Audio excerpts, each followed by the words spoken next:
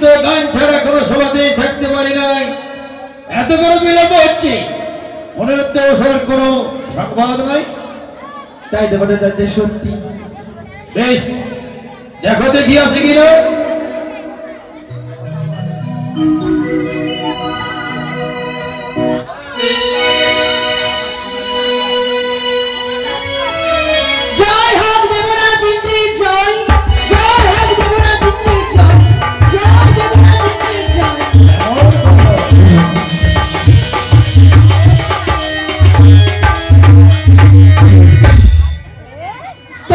প্রণাম হয় দাদা।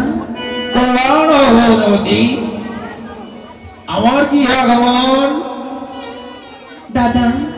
বড় মনে আশা করে এসেছি আমি তোমার নিকটে। বড় বোন এমন কি আশা? এই মতো তো আমি বলতে পারবো না দাদা।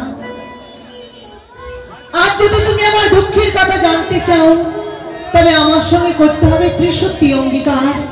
আর যদি তুমি আমার সঙ্গে সত্যি অঙ্গীকার করো তাহলে আমি আমার দুঃখের কথা আমি তোমায় খুলে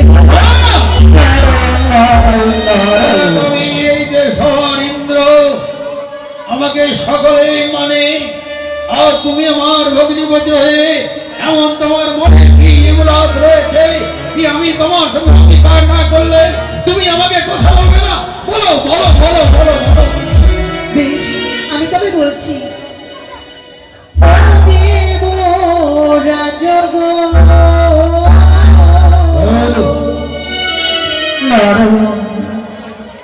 দেবী কুলে জনম বিফলে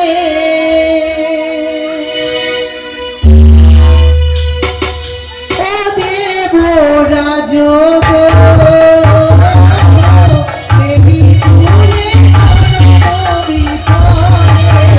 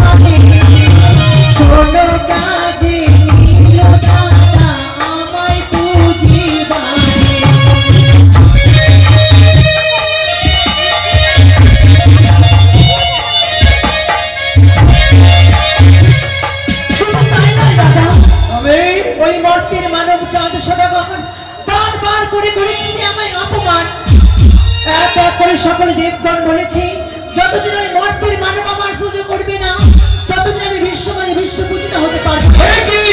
তাই আমি তোমার কাছে এসেছি দাদা। বলো কি চাও? আমায় কথা দাও, আমি যা চাইবো তুমি আমায় তাই দেবে। কথা দিতে হবে? বেশ, আমি দিলাম। বেশ, তবে যে ইচ্ছের কারণে আমি এসেছি তোমার এই অমরাবতীতে, সে মনের ইচ্ছে হচ্ছে আমার চাই আমি তোমার অনুরোধের সঙ্গে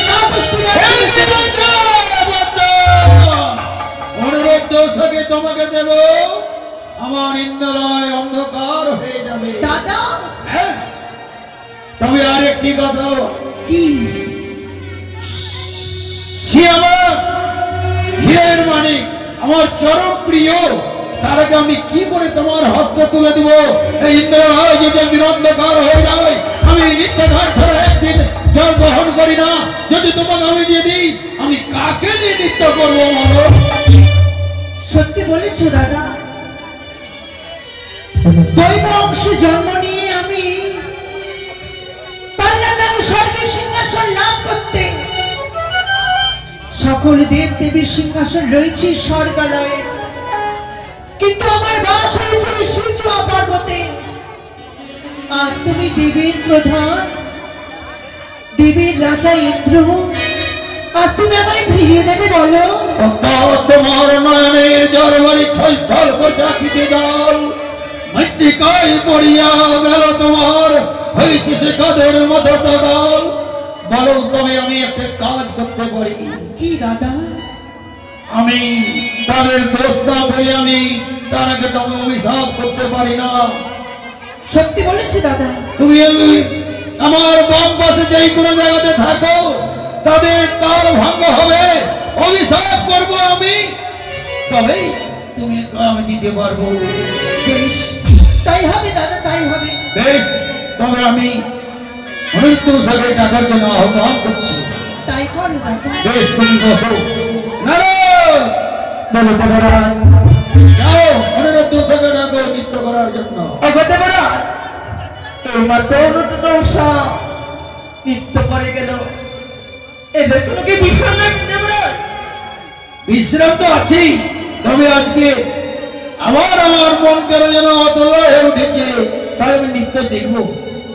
বেশ দেবরাজ, তোমার কথা না যদি শুনি আমি, তুমি আমাকে অবিশ্বাস করবে। যাও একটা ভজন গান জায়গাতে চলে যাও।